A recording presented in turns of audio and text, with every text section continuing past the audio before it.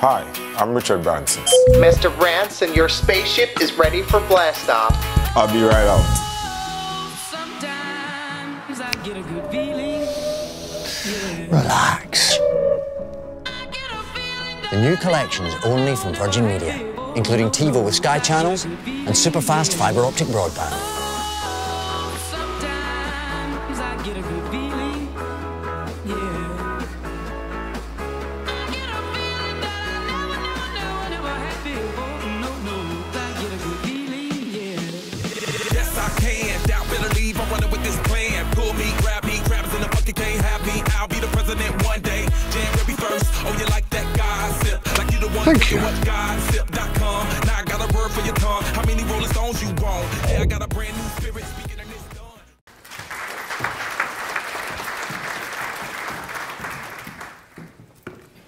Good morning, everyone. My name is Jill Dean, and I'm CEO of Brand Biology. We're a brand experience and behavioural change consultancy. And our clients, I guess like many of you, and certainly Virgin Media, spend enormous amounts of time, energy and money on their brand propositions. They consider how they're going to differentiate themselves in the marketplace, and they make promises to both their employees and to their customers that they need to deliver on. So we specialise in helping our clients to deliver on those brand promises in the most challenging of circumstances. Susie. Thanks, Jill. Good morning. It's just Jill and I between you and your coffee, so we will keep this punchy for you. So my name's Susie Carr. I'm from Virgin Media, and I've worked with Virgin Media for 5 years. I actually take up a role with Liberty Global on Monday, who earlier this year acquired Virgin Media. Virgin Media, to give you a bit of context in terms of the story we'll tell today, has 15,000 employees and approximately 8,000 outsourced partners. We branded as Virgin Media back in 2006, and I just want to tell you a little bit about that today to sort of give you an idea of where we're trying to head. So NTL, Telewest and Virgin Mobile all came together back in 2006, and actually ever since then we've been working out what it means to be a Virgin company. And if you can imagine, overnight that gave us a huge expectation from our customers. The same people sitting in the same call centres, receiving the same calls from the same customers, overnight had an expectation that was here as soon as we rebranded. This gave us a question: what does it mean to be a Virgin company? And not only any Virgin company, given the sheer size of us, it meant we were the biggest Virgin company in the world. So what that meant is we had to go back to what is the philosophy that Richard Branson has always stood by. And actually something he said, which you may remember about 40 years ago, and he still says it today, is that it makes sense that if you put your employees first, they will treat your customers well, and in return your shareholders will be happy. So the traditional model is that let's keep our shareholders happy. Next, of course, the customer is very important, and then look at the employee. At Virgin, and very much set by Richard Branson a long time ago, it was putting that and turning it on its head. When these three companies came together, we'd done a lot of work on governance, processes, but actually what we really needed to do was work out what is the people strategy and therefore what is the customer strategy. And for that reason, we worked with Jill and the team to understand how they could help us on that journey. So, our first piece of work with Virgin Media was in what's known as their Access division. And as perhaps customers of Virgin Media, you'll know what that is. It's the guys who come out and either install or service and repair their products. In 2008, the majority of installs, so when you had your new shiny whizzy things installed, was done by outsourcers. So our target audience were the guys who actually worked out in the field and their managers doing the repairs. So bear in mind what you're really talking about here is when something had gone wrong. So our challenge, as Susie had said, was to turn this Access division into a Virgin company. And we developed a programme called Simply Brilliant because that's what our aim was and the ambition was to deliver in the Virgin brand. To make every experience, both as an employee and as a customer, simply brilliant. We were going to measure it using something I'm sure most of you have heard of, Net Promoter Score, and that was going to tell us whether or not we were achieving what we wanted to achieve. So we knew as a consultancy, the first thing we needed to do was get our heads around what was actually going on out there now. What was the gap between the ambition that Virgin Media wanted in Access and the reality of what was actually happening out there in the organisation? So we went out and we met with managers and we watched what they were doing. We saw how they were leading their people, how they were coaching their people or not, as the case may be. But most importantly, what we wanted to do was understand what it was like for these guys who were called techs, they're technicians out there in your homes delivering what they were due to do. What was the effect on the customer? So what we actually did is undertake what is called in their company ride-outs, where we'd go out into the business and try and understand with the techs what was actually going on. You did ride-outs, did you? Yeah, we did, yeah. Okay. Was that a little spin around the car park and van? Well, it was a bit more than that. All right, that's all right. Did they give It's you all right. answers? It's fine.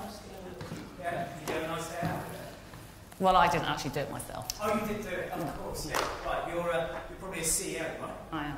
Yeah, okay, I can tell by the nice suit with gold buttons, yeah. Because you can get your hands dirty, wouldn't it? Yeah. Okay. Can I just, right, because I'm out there on the front line, so can I just tell everyone actually what it is like, yeah? Yeah, if you like. Looks like you're going to anyway. Right. Okay, so if people don't actually know what it's like, I'm sorry for this interruption, but I want to just set the record straight, yeah? Beginning of the day, I have to battle through traffic, okay, horrendous traffic. I've got an ETA route finder that's sending me all over the place, apart from the one house I need to be at. I get to the house, yeah, parking is a nightmare. You've got traffic wardens constantly, on your case, all right? All of this happens before you even get to the customer's house, okay? And the customers, do you think they're happy to see people like me? Well, they're not, all right? They've got a face like this gentleman here, yeah? Yeah? Like a bulldog chewing a wasp, all right? Because 9 times out of 10, things have gone wrong, yeah? So I have to battle my way to actually earn their trust, all right? Okay, so if I'm then deemed fit to go into their houses in the first place, and I tell you what, some of the houses you go into, yeah, you wipe your feet on the way out, okay? When you get into that house, okay, I might not have the right equipment. I might not have the right kit that I need to do the job properly.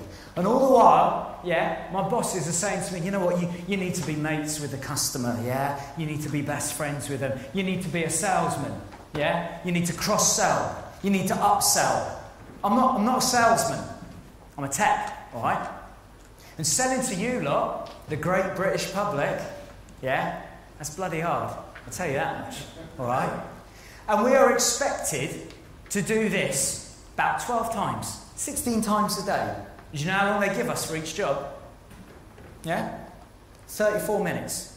Just repeat, repeat, repeat. I often don't get lunch, all right? So that is what the reality is for us out there. So I'm really sorry, but with all due respect, you go out for a little ride out, you don't know what it's like. We're set up to fail. Simple truth. We are set up to fail. I'll let you get on with it now. Sorry.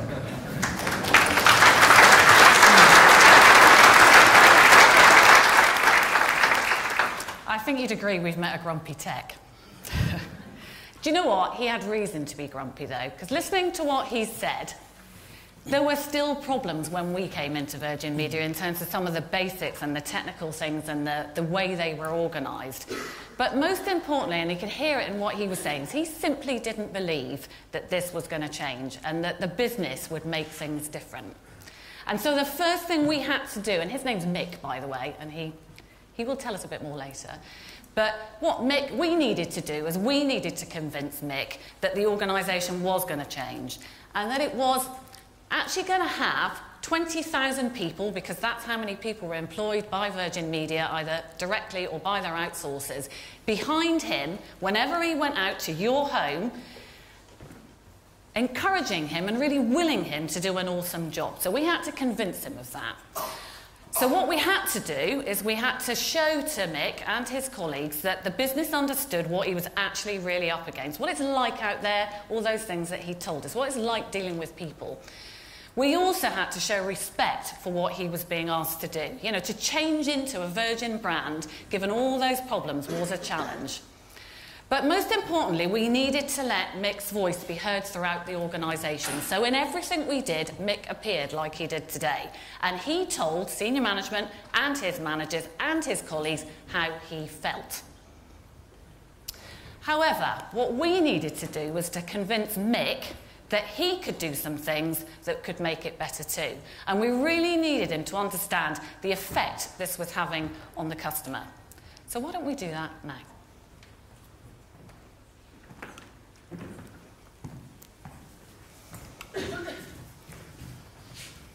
Yeah, Linda, look, I will get to him, I will call him. It's just I'm stuck at home, I'm waiting for this engineer. He was supposed to be here 2 hours ago. You know, without the internet, without my TV, I just can't work. So I promise, I will. Linda? Jesus. Virgin Media. You're late. You are very late. Yeah, no, it's just an absolute nightmare actually getting across town this morning. I don't know what was going on with the traffic, so yeah, just couldn't actually...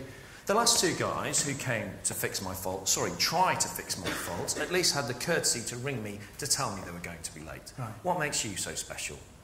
Well, I mean, like I say, I was having a hell of a morning getting here in the first place. I mean, even parking was a nightmare. I'm actually on a double yellow out the front because there was nowhere to park. Traffic warden's all right round here because I don't want to get a ticket. I don't know them.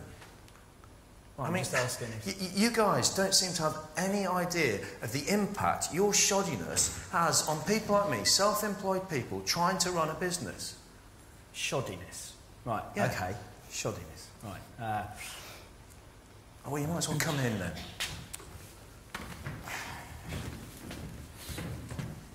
Nice gaff you got here, sir. It's good.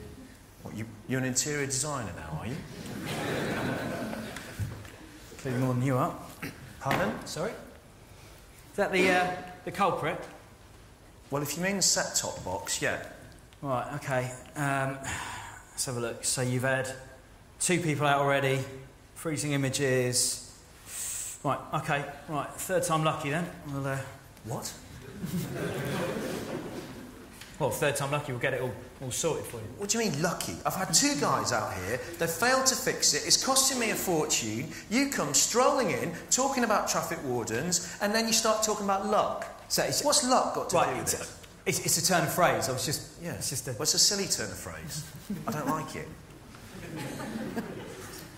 OK, right, well, I'll, OK.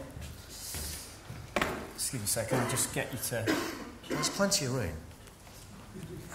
I'd like to see what's going on. Let's put these out the way somewhere. Careful. Papers. Break them, isn't it? Pardon? Sorry, nothing.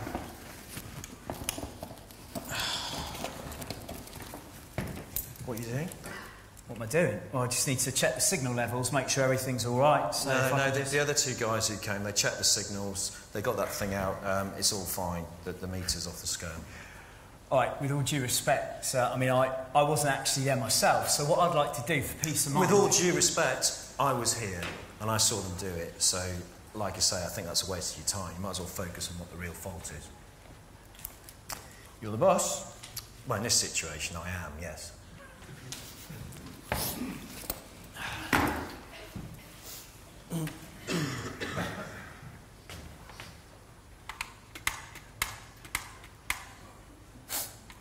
Just need to nip to the van, be a couple of minutes, come back and just need to get something. What for? What are you getting? Just need to get a piece of kit, sir, to be able to help you out here today. Well, what kit? Well, I need to get your new set-top box. No. That's exactly what the other 2 guys did. They came in here, they fiddled about, they changed the set-top box, they had it working. As soon as they left the building, it was knackered again. Well, you're not doing that again, son. Well, so, look, I'm trying to help you here, OK? Yeah. So if you want to help me, yeah, find out what the real cause of the fault is and fix it, so I don't have to keep wasting my time with this. Or your time, in fact. And like I've said, sir, I think it's the set-top box. We've had some faulty boxes recently, so if I go... There we go. You've been fobbing me off with crappy equipment. I didn't say that, did I, yes, sir? you did. No, I did. Crappy, faulty, it's the same thing. So, do you want me to go to the van and get you a new set-top box that's going to hopefully sort it out or not? Just tell me. Is it going to fix this? Is it really going to fix it? Look, it should do the trick, right? You promise? I should do it. Yeah? Well, come on then, let's... All right, let's go, yeah? Do you want me to leave this door on the latch, or...? I don't care, let's just... All right. Get on with it. I'll be back in a minute, sir. All right. Grumpy git.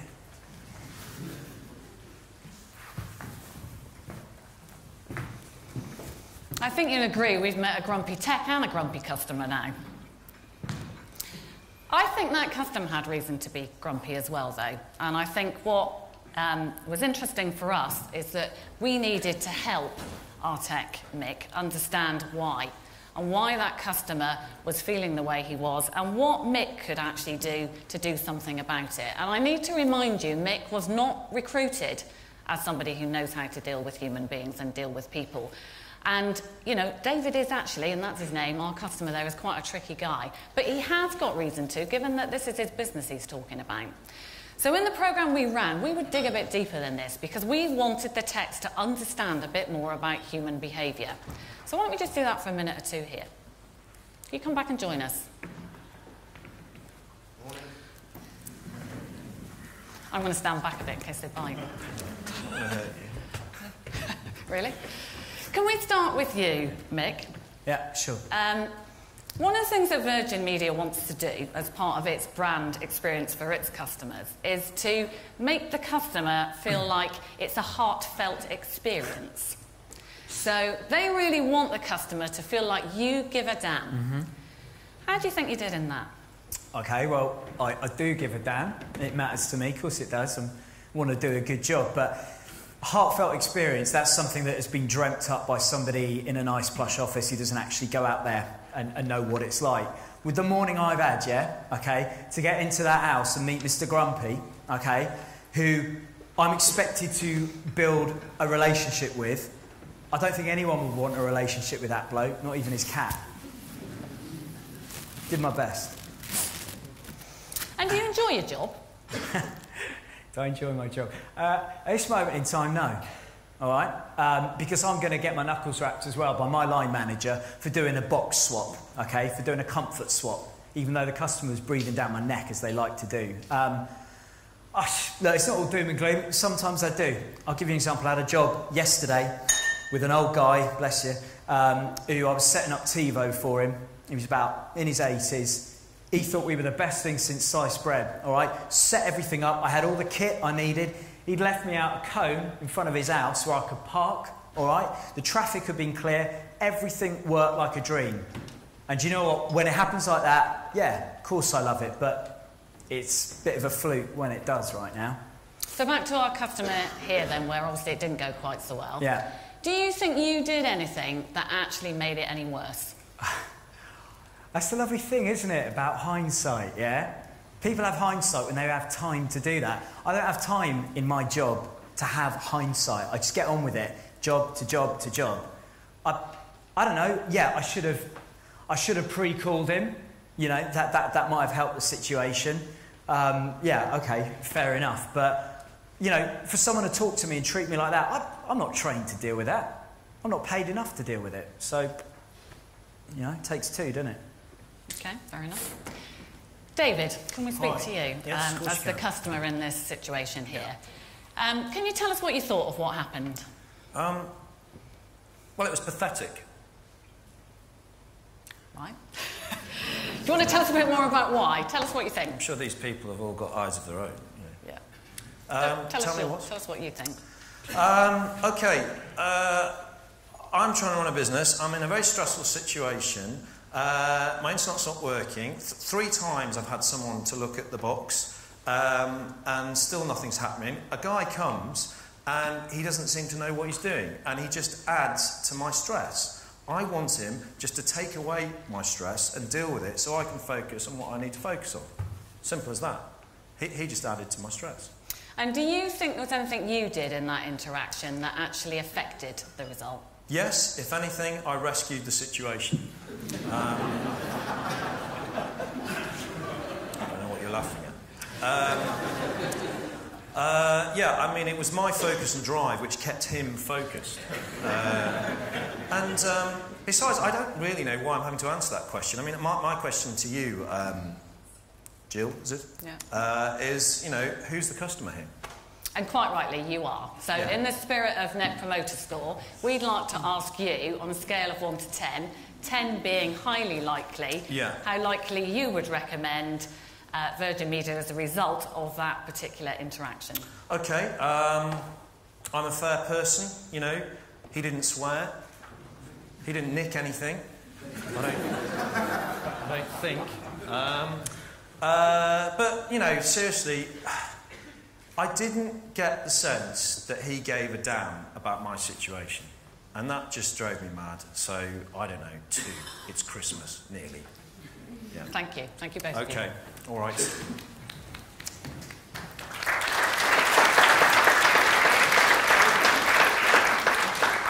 I think you'd agree he's quite a tricky guy to get on side, and I know he's got a point in what he's saying, but actually we needed to find a way of helping our techs, Mick and his colleagues, to deal with somebody like that. So we introduced to them the whole concept of personality and about the fact that we're all different as human beings. And if you agree with that and accept that fact, what we had to do was equip Mick to deal with the different people that he might come across. But most importantly, to deal with them in the real situations that he found himself in, like the ones that you've just experienced.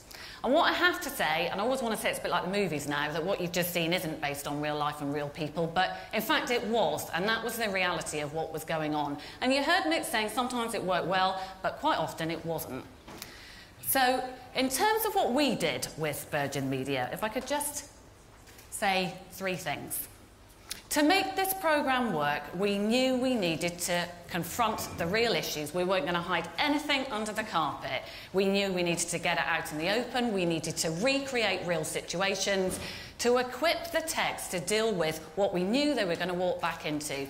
There was no point in painting a picture that made it sound all rosy and glossy when we knew, even though Virgin Media were trying to fix a lot of the other problems, that the techs will come across people like David every day. There is no point in pretending otherwise. Secondly, we needed to teach the techs to harness the power of personality, to understand what they brought to the party, what their strengths would be, but equally, when you're dealing with someone who's not like you, how you could aggravate them, wind them up, and simply not deliver the experience the way they want it delivered. And that was key to this. So our techs needed to practice this, they needed to try it out in lots of scenarios like this one here, so that they could hone their ability to actually do it. But thirdly, and something I think is absolutely critical, you will not persuade people to change their behaviour, and I'm interested in what was just said earlier, that people don't necessarily want to change, and you won't convince them through simply logic alone. It's a well-known fact that logic does inform, but it doesn't change behaviour. We needed to get the guys on side. We needed them to feel that this was going to change, and we needed to make an emotional impact. And if that in any way has affected you today in what you've been watching, whether you were watching the customer and thinking, crikey, I can be a bit like that, or even the tech thinking, I've got lots of sympathy, then I think that's what is important in here. It's what starts to change behaviour because you want to do it differently. So at Brand Biology, really, we believe this is the science behind behavioural change. It's quite simple, really, but it's hard to do. And I think a final thing I'd like to say before I hand back to Susie is that there was a whole mass of people, going back to the 20,000 people behind Mick, that we needed to convince too. And that was particularly the management population, because we knew this would never work and would never be sustained if all the managers in the organisation did not change their behaviour and the way they were doing things too. They needed to be Virgin Media brand ambassadors as well. And so the programme included leadership and coaching to help them actually learn how to do that in an on-brand way, so that Mick actually believed that this would work. So I guess the million-dollar question is, when a grumpy tech meets a grumpy customer, this can't end well, or can it? Over to Susie. Thanks, Jill. I've got about 4 slides, guys, so I'll keep this really short. Just to add a little bit more flavour, the first thing I want to say is this is a constant battle for us. We have not got all the answers, but what we do have is a journey that's lasted 6 years that's given us a focus on people and on our customer. And it's something actually we're really, really proud of, but we're still working very, very hard at it. So, what I would say is one of the biggest things for us is that we run an annual employee engagement survey every single year. We get phenomenal response rates, so we get thousands upon thousands of data points that can tell us really clever analysis about what makes our people tick. But actually what we find is, like our technician you heard today, unless we get the basics right for that person, unless we take some of that frustration out of his day, we can't get to the sexy stuff like the training, the development, the career, the work-life balance. That's the stuff that we're trying to get to now, because we've been able to fix some of the fundamentals. So, in terms of our strategy, one of the things that came out of our engagement survey is that people want to be connected to the purpose. So what is the purpose of Virgin Media? We want to be the UK's favourite communications and entertainment brand, as measured via NPS, first for NPS. And how are we going to get there? We're going to use our thrusters, which is loving our network, loving our powerful brand that is Virgin, and being the best Virgin people. So we introduced our rocket strategy, our one-page strategy, a couple of years ago, because actually it was important for us to be able to let our people know in one slide what it is we're here to do and what part they play in that. So everyone in our organisation absolutely knows that the customer is where we're at, and how we're going to get there is through our people. Where did that get us? Well, this graph actually shows the steady rise in Net Promoter Score that we've had. This was real data taken from 2012. If we look at Net Promoter Score a little bit more closely, what was fascinating for us was actually what you want to know instinctively is, did you resolve the customer's complaint or not? And it's easy to go to this left-hand side, but actually, if you think about it, if you resolve the customer's issue and your behaviour is polite, friendly and helpful, look at the NPS score you could have. But actually, if you don't resolve it and you're rude, unhelpful, lying and fobbing off in the process, we're now at -87. So there's a huge, huge discrepancy there. What that then said is, well, what if you actually do get the behaviours right, but you still don't fix the fault? What does that tell you? And that was the bit that interested us most. Because what that's saying is, if you resolve the issue, but you're rude, then you're going to have a negative NPS score. If you still don't resolve the issue, but you're polite, friendly and helpful, you're back up there, albeit not a very positive score, you're at least at 0.0. We took all of our engagement scores, we took all of our individual NPS scores, and we fed it to a third-party supplier and said, can you look at this please and see if there's a correlation, a link between the two? So what they've done is they took all of the people with positive NPS scores, and they looked at what's the average engagement score for that group of people. And what we found was that the Richard Branson statement 40 years ago can now be proven by data analysis at Virgin Media. So what we found is that those people that are higher engaged are also those that are getting the higher NPS scores. We then thought, okay, let's think about this wider and from a performance point of view.